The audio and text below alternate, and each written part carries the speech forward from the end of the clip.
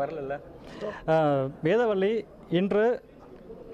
இன்று காலை கிண்டியில் உள்ள ஒரு நட்சத்திர ஓட்டத்தில் இந்திய தொழில் கூட்டமைப்பு சார்பில் ஒரு கருத்தரங்கு நடந்து வருகிறது. இது பட்ஜெட் மீதான விவாதம் இதில் பேசப்படுகிறது. இதில் முக்கியமான என்னவென்றால் பட்ஜெட்டில் என்னென்ன முக்கியமான விஷயங்கள் இடம்பெற்றிருக்கு என்பது பற்றி அவங்க பேசி வருகின்றனர். தொழில்துறைக்கு உள்ள சவால்கள் இதில் முக்கியமாக அவங்க பேசிட்டு வராங்க. இது மட்டுமின்றி எந்தெந்த துறைக்கு எவ்வளவு நிதி ஒதுக்கீடு பண்ணியிருக்காங்க அதை பற்றி அவங்க டிஸ்கஸ் பண்ணிட்டு வராங்க. இது இன்னும் முழுமையாக அது தொடர்பான அறிக்கைகள் வரவில்லை என்பதால் அவர்கள் முழுமையாக அதை பற்றி தகவல் எதுவும் தெரிவிக்கவில்லை. இருப்பினும் ஓரளவு அதில் இருக்கும் தகவலை தெரிவித்திருக்கின்றனர். இப்போ இந்திய தொழில் கூட்டமைப்புடைய தமிழ்நாடு பிரிவு தலைவர் ஐசன் ஓவர் நம்ம பக்கத்தில் இருக்கிறாங்க. அவங்ககிட்ட இந்த பட்ஜெட்டை எப்படி பார்க்குறேன் என்பதை பற்றி அவங்கள கேட்கலாம். வணக்கம் சார், இப்போ இந்த பட்ஜெட்டை நீங்கள் எப்படி பார்க்குறீங்க? இந்த பட்ஜெட்டை பொறுத்த வரைக்கும் ஐ திங்க் காத்தால நான் சொன்ன மாதிரி நிறைய ரூரல் செக்டரில் நிறைய இம்பார்ட்டன்ஸ் கொடுத்துருக்காங்க. ரூரல் செக்டருக்கு இவ்வளோ இம்பார்ட்டன்ஸ் கொடுக்கும்போது ஆட்டோமேட்டிக்காக நமக்கு ஒரு 2 lakh crores பற்றி பேசுகிறாங்க ரூரல் செக்டரில் இன்வெஸ்ட்மெண்ட். அதில் இரிகேஷனே நிறையா சொல்கிறாங்க. இரிகேஷனில் இவ்வளோ இன்க்ரீஸ் பண்ணும்போது நிச்சயமாக நாட்டில் there is going to be industrial growth. Because அவ்வளோ தூரம் இன்வெஸ்ட்மெண்ட் வாங்காது அதில் வரும்போது.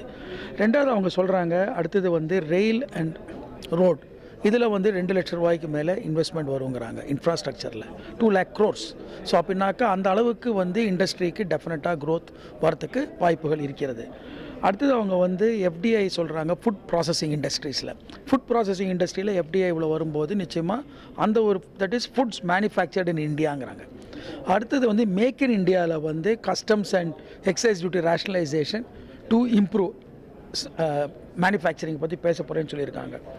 அடுத்தது முக்கியமாக சோஷியல் செக்டரில் நிறையா ஹெல்த் செக்டரில் நிறையா முக்கியத்துவம் கொடுத்துருக்காங்க. முக்கியமாக இன்னொன்று பார்த்தோன்னா ஃபிஸ்கல் சைடில் 3.5% தான் இருக்க போகிறது கரண்ட் அக்கௌண்ட் டெஃபிசிட்டுங்கிறாங்க. அது எந்த அளவுக்கு இதை இவ்வளோ ரூபா நம்ம இவ்வளோ பட்ஜெட்டில் நிறைய இடத்துல அவுட்லே கொடுத்துருக்காங்க. அதை எப்படி இதுக்குள்ளே வைக்க போகிறாங்கங்கிறதுக்கு ஃபுல்லாக நம்ம டீட்டெயில் படித்தா தான் தெரியும். அது பார்த்திங்கன்னா கார்ப்பரேட் டேக்ஸில் ஜாஸ்தி குறையல, பட் எக்ஸம்ஷன்ஸ்லாம் நீக்கிறதுக்கு சொல்லியிருக்காங்க. ஸோ அதெல்லாம் இப்போது டெஃபினட்டாக அடிப்பட போகிறது. அதே மாதிரி டிவிடெண்ட் இப்போது 10 லட்ச ரூபாய்க்கு மேலே ஒரு இண்டிவிஜுவலுக்கு வரும்போது டேக்ஸ் பண்ண போகிறேன் அப்படின்னா 3 தரம் டிவிடெண்ட் டேக்ஸ் ஆகுது. ஒரு தரம் கம்பெனியில், ஒரு தரம் டிவிடெண்ட் டிஸ்ட்ரிபியூஷன் டேக்ஸ், அடுத்தது இது 3வது. ஸோ 3 விதத்தில் அடிப்பட போகிறது. இதனால் என்ன எஃபெக்ட் ஆக போகிறதுங்கிறது நம்ம பார்க்கணும். ஸோ இது நிச்சயமாக இதில் ஒரு ஓவராலாக பார்க்கும்போது இந்த பட்ஜெட்டுக்கு 10க்கு ஒரு மார்க் கொடுக்கணுன்னாக்கா அரௌண்ட் 6+ நிச்சயமாக கொடுக்கலாங்கிறது ஒரு இது இருக்குங்க. ஏன்னா ஃபிஸ்கல் ப்ரூடன்ஸ் இருக்க போகிறது. ஸோ இந்த பட்ஜெட்டில் நிறைய நல்லது இருக்குது. நிறையா ஃபார்மர் இன்கம் டபுள் பண்ண போகிறாங்க. சோஷியல் செக்டர், பிபிஎல் ஃபேமிலிஸ்க்கு கேஸு இதை பற்றி நிறைய பேசியிருக்காங்க. ஸோ அதனால் நிச்சயமாக நமக்கு இதெல்லாம் பேசணும். 3வது பார்த்தீங்கன்னாக்கா டிஜிட்டல் கனெக்டிவிட்டி, அதே மாதிரி டிரான்ஸ்பரன்சி. இப்போ இன்க்ளூடிங் மண்டியில் டிரான்ஸ்பரன்சி எடுத்துன்னு நேஷ்னல் மண்டி க்ரியேட் பண்ணி அதனால் ஃபார்மருக்கு யூனிஃபார்ம் ப்ரைஸ் வரா மாதிரி அவங்களுக்கே தெரிஞ்சு பண்ணுற மாதிரி பண்ணணுங்கிறாங்க. அது நிறையா அப்புறம் ஃபர்டிலைசர் சப்சிடிலாம் டைரெக்டாக ட்ரான்ஸ்ஃபர் பண்ணுறதுக்கு அப்புறம் முக்கியத்துவம் முன்னாடி மனரேகாவுக்கு கொடுக்கல. இப்போ இதில் நிறையா திருப்பி முக்கியத்துவம் போன வருஷம் கொஞ்சம் பெட்டரானாங்க. இந்த வருஷம் 38,000 கோடி அதில் வேறு செலவழிக்கிறாங்க. ஸோ நிறைய இது மாதிரி direct transfer of subsidy, of fertilizer subsidy இது மாதிரி நிறையா பேசியிருக்காங்க. ஸோ இதனால் நிறையா மக்களுக்கு நல்லது நடக்கிறதுக்கு வாய்ப்புகள், ஃபார்மர்ஸுக்கு நிறையா வாய்ப்புகள் இருக்கிறது. ஸோ அந்த அளவுக்கு இந்த பட்ஜெட் வரவேற்கத்தக்கது. சார், இந்த தொழில்துறைக்கு வரி தொடர்பான விஷயங்கள் அறிஞர்களோட அறிவிப்பு உங்களுக்கு திருப்தி அளிக்குதா? இதில் இண்டஸ்ட்ரீஸ் அஸ் சச் பார்க்கும்போது வரித்துறையில் அவ்வளோ வரிகளை பற்றி பேசவில்லை. அது கார்ப்பரேட் டேக்ஸை குறைப்பாங்கன்னு எதிர்பார்த்தோம். அது குறைக்கிறேன்னு சொல்லிடுறாங்க, பட் நிறையா சப்சிடியை எடுத்துடுறாங்க. ஆனால் ஸோ அந்த சப்சிடி எடுக்கும்போது அந்த குறைப்பு கிடைக்குமா? அது புது கம்பெனிஸ்க்கு தான் நிறையா தரேன்றாங்க. இருக்கிற பழைய கம்பெனிகளுக்கு என்ன நடக்க போகிறது, எப்படி இருக்க போகிறதுங்கிறத நம்ம டீட்டெயில் படித்தா தான் தெரிய போகிறது. டீட்டெயில் படிக்காமல் நம்ம அதை பற்றி விமர்சிக்க முடியாது. கொஞ்சம் கூட அந்த நிறைய அனெக்ஸ்டர்லாம் இன்னும் படித்து மேபி இன்றைக்கி நாளைக்கெல்லாம் இன்னும் more people will be talking about it. நன்றி சார். இப்போ இந்த பட்ஜெட்டை பொறுத்த வரைக்கும் இப்போ ஐசன் ஓவருடைய கருத்து என்னவென்றால் 10க்கு 6 மார்க் கொடுத்துறாங்க. சில நல்ல விஷயங்களும் இருக்குது, அதே நேரத்தில் சில விஷயங்கள் முழுமையாக படிக்கவில்லை என்பது அவருடைய கருத்தாக இருக்கிறது. இந்த நேரத்தில் மற்றொரு நபர் நம்ம பக்கத்தில் இருக்காங்க. அவங்க பேர் சந்திரமோகன், டாஃபையுடைய தலைவர். இவங்க வேளாண்மை துறையில் நிறைய முக்கியத்துவம் கொடுத்துருக்காங்க இந்த பட்ஜெட்டில். அது பற்றி அவங்கள்ட்ட பேசலாம். வணக்கம் சார். இப்போ இந்த பட்ஜெட்டில் வேளாண்மை துறைக்கு அதிக முக்கியத்துவம் கொடுத்துருக்காங்க. விவசாயி தான் நாட்டுடைய முதுகெலும்பாக இருக்காங்க அப்படின்னு சொல்லியிருக்காங்க. இப்போ இந்த பட்ஜெட்டை நீங்கள் எப்படி பார்க்குறீங்க? நீங்கள் பார்த்தீங்கன்னா ஒரு 2 வருஷமாக ஃபார்மர்ஸ் ஸ்ட்ரெஸ், ரூரல் ஸ்ட்ரெஸ்ன்னு பார்த்தீங்கன்னா 2 வருஷமாக ரொம்ப ஜாஸ்தியாக இருக்குது. ஏன்னா ஃபஸ்ட்டு 2014-15 வந்து கம்ப்ளீட்டாக கரீஃப் கிராப் டேமேஜ் ஆச்சு. அதுக்கப்புறம் லாஸ்ட் இயரில் பார்த்தீங்கன்னா திருப்பி கரீஃப் கிராப் திருப்பி வந்து ட்ராட்னால இம்பேக்ட் ஆச்சு. அப்புறம் மழை காரணத்தினால ஃபுல்லாக 2 வருஷமாக அவங்களுக்கு ஃபார்மர்ஸ் இன்கம் ரொம்ப ரொம்ப கம்மி. ஸோ அதை மனசில் வச்சுட்டு இந்த வருஷம் நிறைய ரிலீஃப் கொடுத்துருக்காங்க. என்ன பண்ணியிருக்காங்கன்னா, for example crop insurance scheme. இந்த கிராப் இன்சூரன்ஸ் ஸ்கீம் பார்த்தீங்கன்னா வந்து ஆக்சுவலாக 2% for actually kharif crop, 1.5% for rabi crop and 5% for horticulture. அந்த ப்ரீமியம் பே பண்ணால் போகிறோம் அவங்களுக்கு ஃபார்மர்ஸ்க்கு.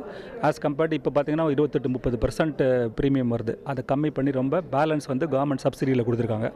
அது வந்து not only for crop damage ஆனால் மாத்திரம் இல்லை, சப்போஸ் கிராப் வந்து பிளான் பண்ண முடியலனா கூட அது ப்ராப்பராக அசஸ் பண்ணி நிச்சயமாக கிராப் இன்சூரன்ஸ் ப்ரீமியத்தில் வந்து காம்பன்சேஷன் வரும். So it's a very good scheme. அதே மாதிரி பார்த்தீங்கன்னா இரிகேஷன் பற்றி முன்னாடியே ஒரு ஐஷ்ணவ் அவர் சொன்ன மாதிரி ஆல்மோஸ்ட் ஒரு 39,000 கோடி அலோகேட் பண்ணியிருக்காங்க. அது தவிர ஒரு 20,000 crore நபார்டு வழியாக லாங் டேர்ம் இரிகேஷன் பாண்டுன்னு ஒன்று அனௌன்ஸ் பண்ணியிருக்காங்க. அது தவிர பார்த்தீங்கன்னா கம்ப்ளீட்டாக rural electrification of villages by 2018, which is also very good move. இன்ஃப்ராஸ்ட்ரக்சரில் பார்த்தீங்கன்னா ஒரு 1 lakh crore, மொத்தம் 97,000 crore அனௌன்ஸ் பண்ணதில் பார்த்தீங்கன்னா ஆல்மோஸ்ட் ஒரு 30,000 crore வந்து basically for rural roads, basically for completion rural road. So நிறைய வந்து அண்ட் வந்து மண்டி பார்த்திங்கன்னா ஃபார்மர்ஸ் இன்கம் எப்போ பார்த்தீங்கன்னா உங்களுக்கு வந்து ஃபார்ம் டு கேட் பார்த்தீங்கன்னா ஃபார்ம் டு கேட்டில் வந்து ஃபார்மர்ஸ் இன்கம் ரொம்ப ரொம்ப சப்ஸ்டான்ஷியலாக ட்ராப் ஆகுது. அதை வந்து பெட்டர் பண்ணுறதுக்கோசரம் 550 மண்டிஸ் கம்ப்ளீட்டாக நேஷனல் எலக்ட்ரானிக் பிளாட்ஃபார்மில் கனெக்ட் பண்ணி விட்டுட்டு so that farmers can sell the produce anywhere. அது மாதிரி ஒரு ஸ்கீம் முன்னாடி அனௌன்ஸ் பண்ணியிருக்காங்க. அதில் வந்து 250 மண்டிஸ் வந்து will be completed by September 16 சொல்லியிருக்காங்க. ஸோ இதெல்லாம் வந்து பார்த்திங்கன்னா கம்ப்ளீட்டாக வந்து சாயில் டெஸ்டிங் வந்து கம்ப்ளீட்டாக வந்து ஒரு 14 நம்மளோட கண்ட்ரியில் வந்து ஆல்மோஸ்ட் ஒரு 140 லட்சம் ஹெக்டர்ஸ் வந்து கம்ப்ளீட்டாக நம்ம க்ராப்பை வந்து ஷோ பண்ணுறோம். அந்த 14 கோடி வில்லே கம்ப்ளீட் இதையும் பிஃபோர் March 17 வந்து சாயில் டெஸ்டிங் ஃபெசிலிட்டி கம்ப்ளீட் பண்ணுவாங்க. ரொம்ப ரொம்ப டால் ஆர்டர், பட் அனௌன்ஸ் பண்ணியிருக்கிற இது வந்து ரொம்ப குட் மெஷர். ஸோ இது மாதிரி சாயில் டெஸ்டிங்காக இருக்கட்டும், வாட்டர் இரிகேஷனாக இருக்கட்டும், இந்த க்ராப் இன்சூரன்ஸாக இருக்கட்டும், better produce for the farmers, end product, இதெல்லாம் பார்த்தீங்கன்னா நிச்சயமாக வந்து good measure for the farmers. But அல்டிமேட்டாக பார்த்தீங்கன்னா அவர் என்ன சொல்லியிருக்காருன்னா, farmers income should be double by 2022ங்கிறார். அது இப்போ ஆக்சுவலாக பார்த்தீங்கன்னா ஒரு 17 ஸ்டேட்டில் வந்து ஃபார்மர்ஸ் இன்கம் மொத்தமே வந்து 20,000 rupees per annum. ஆவரேஜாக பார்த்தீங்கன்னா 40-50,000 ரூபாய்க்கு per annum மேலே ஃபார்மர்ஸ் இன்கம் கிடையாது. ஸோ டபுள் பண்ணி நீங்கள் யோசிச்சு பாருங்கள், even up to double by 2022 minimum வேஜஸை விட கம்மியாக தான் இருக்கும் ஃபார்மர்ஸ் வேஜஸ். உங்கள் வீட்டில் வர ஒரு சர்வெண்ட் வேஜஸை விட கம்மியாக தான் இருக்கும் அது பார்த்தீங்கன்னா. ஸோ வந்து இன்னும் நிறைய ஃபார்மர்ஸ்க்கோட இன்கம் டபுள் பண்ணுறதுக்கு ட்ரிபிள் பண்ணணும், 4 times பண்ணணும். அது நம்ம நிச்சயமாக ஒர்க் பண்ணோம். But having set this, with what ever measures announced in the by the government and ப்ராப்பராக இம்ப்ளிமெண்ட் ஆச்சுன்னா நிச்சயமாக ஃபார்மர்ஸ்க்கு பெனிஃபிட் ஆகும். இப்போது இந்தியாவில் உணவு உற்பத்தி 100% வரைக்கும் FDI பங்களிப்பு இருக்குன்னு அவர் சொல்லியிருக்காரு. இந்த கருத்தை நீங்கள் எப்படி பார்க்குறீங்க? இல்லை, அது வந்து FDI வந்து அவர் என்ன பண்ணியிருக்காருன்னா ஃபுட் ப்ராசஸிங் சொல்லியிருக்காரு. இப்போ பார்த்தீங்கன்னா நம்ம வந்து ஃபுட் ப்ரொடக்ஷன் வந்து 253 million tons வேணால், horticulture actually 285 million tons. But அந்த ஹார்டிகல்ச்சர்லேயும் ஃபார்மர்ஸ்க்கு வந்து பைசா வரதில்லை ரொம்ப, ஏன்னா because of huge wastage. So food processing செக்டரை வந்து நிச்சயமாக வந்து லிபரலைஸ் பண்ணோம். ஸோ அதுக்கோசரம் அந்த ஃபுட் ப்ராசஸிங்கோசரம் ஒரு 36,000 crore அனௌன்ஸ் பண்ணிவிட்டு அதுக்கு வந்து FDI அனௌன்ஸ் பண்ணியிருக்காரு. So that should actually if food processing really comes up in our country, நிச்சயமாக ஃபார்மர்ஸ்க்கு பெனிஃபிட் ஆகும். ஏன்னா வந்து வேல்யூ ஆடட் ப்ராடக்ட்ஸ் தான் நமக்கு வேணும் ஆக்சுவலாக நம்ம கண்ட்ரிக்கு. சார், இப்போது இந்த பட்ஜெட்டை பொறுத்த வரைக்கும் வேளாண்மை துறைக்கு முக்கியத்துவம், இதற்கு அடுத்த துறையை நீங்கள் எந்த துறையை நீங்கள் நினைக்கிறீங்க?